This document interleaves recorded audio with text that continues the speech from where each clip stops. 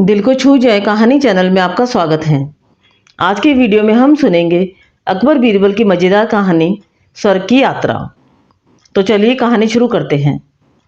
एक बार की बात है, राजा अकबर अपने दरबार में बैठकर कुछ विचार कर रहे थे। तभी अचानक उन्हें ख्याल आया कि उनकी दाढ़ी और बाल काफ़ी बढ़ गए हैं। इस ख्याल के आते ही उन्होंने अपने एक दरबारी को बुलाकर नाई को फौरन हाजिर होने का संदेश भिजवाया। राजा का संदेश मिलते ही नाई महल में पहुंच गया।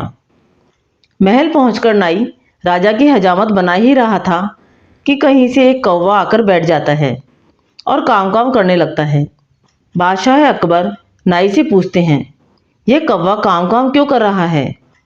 इस पर नाई जवाब देता है, जहां पना यह आपके पूर्वजों का हालचाल बताने आया है।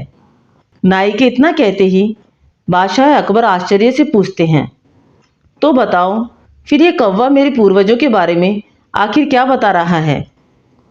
राजा के इस सवाल पर नाई कहता है, यह कौवा कह रहा है कि आपके पूर्वज स्वर्ग में मुसीबत में हैं और काफ़ी परेशान हैं। उनका हालचाल लेने के लिए आपको अपने किसी करीबी को स्वर्ग भेजना चाहिए। नाई की यह बात सुनकर राजा अकबर और भी हैरान हो जाते हैं और आश्चर्य से नाई से पूछते हैं, आखिर किसी इंसान को जिंदा स्वर्ग में कैसे भेजा जा सकता है? राजा के इस सवाल पर नाई जवाब देता है, महाराज, मेरी नज़र में एक पुरोहित है जो इस काम को अंजाम दे सकता है। बस आप इस काम के लिए अपने किसी करीबी को स्वर्ग जाने के लिए राजी कर लीजिए। नाई के इस आश्वासन पर बादशाह अकबर तैयार हो जाते हैं और दरबार में अपने सभी करीबी दरबारियों को बुलाते हैं। राजा के आदेश पर सभी करीबी दरबारी राजा अकबर के सामने हाजिर हो जाते हैं। सभी दरबारी राजा से अचानक बुलाने की वजह पूछते हैं। इस पर राजा उन्हें नाई के साथ हुई सारी बात सुनाते हैं। राजा की बात सुनकर सभी दरबारी एक मत में बीरबल का नाम आगे रखते हैं।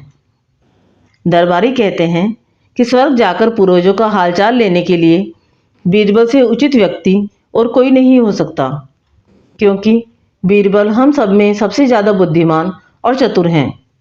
इसलिए स्वर्ग में आपके पूर्वजों का हालचाल लेकर वह उनकी परेशानी का हल आसानी से निकाल सकता है। बादशाह अकबर दरबारियों की इस सलाह को मानते हुए बीरबल को स्वर्ग भेजने की तैयारी कर लेते हैं। इस बात का पता चलते ही बीरबल शहंशाह अकबर से पुरोहित को बुलाकर स्वर्ग भेजने की विधि के बारे में पूछते हैं। बीरबल की इस बात पर राजमहल में पुरोहित को बुलवाया जाता है। पुरोहित के आते ही उनसे स्वर्ग जाने की विधि के बारे में पूछा जाता है। पुरोहित बीरबल को बताते हैं कि आपको यहीं पास में मौजूद एक घास के ढेर में भेजा जाएगा। बाद में उस ढेर में आग लगा दी जाएगी। फिर कुछ मंत्रों की शक्ति से आपको स्वर्ग भेज दिया जाएगा। स्वर्ग जाने की पूरी प्रक्रिया जानने के बाद बीरबल राजा अकबर से करीब 11 दिन का समय मांगते हैं और पुरोहित को 11 दिन बाद बुलाने की बात रखते हैं। वे कहते हैं कि मैं स्वर्ग जा रहा हूँ और कितने दिन मुझे लौटने में लगेंगे, इस बारे में निश्चित तौर पर कुछ भी कहना मुश्किल है। इसलिए स्वर्ग जाने से पहले एक बार मैं अपने परिवार से मिलना चाहता हूँ और कुछ समय उनके साथ बिताना चाहता हूँ। बीरबल अपने घर जाने के लिए महल से रवाना हो जाते हैं। देखते देखते 11 दिन बीत जाते हैं। 12वें दिन बीरबल स्वर्ग जाने के लिए राजा अकबर के सामने हाजिर होते हैं। पुरोहित को बुलाया जाता है और बीरबल को स्वर्ग भेजने की तैयारी की जाती है। पुरोहित बीरबल को स्वर्ग भेजने के लिए महल से कुछ दूर घास का एक ढेर लगवाते हैं। बीरबल को स्वर्ग भेजने के लिए घास के ढेर के अंदर भिजवाया जाता है। घास के ढेर के अंदर जाते ही पुरोहित घास के ढेर में आग लगा देते हैं और बीरबल को स्वर्ग भेजने की प्रक्रिया पूरी हो जाती है। धीरे धीरे 2 महीने बीत जाते हैं। अब राजा अकबर को बीरबल की चिंता होने लगती है। तभी अचानक बीरबल दरबार में हाजिर हो जाते हैं। बादशाह अकबर बीरबल को देखकर प्रसन्न होते हैं और अपने पूर्वजों का हालचाल पूछते हैं। तब बीरबल बताते हैं, जहाँ पना आपके पूर्वज स्वर्ग में काफ़ी खुश हैं और मज़े में हैं।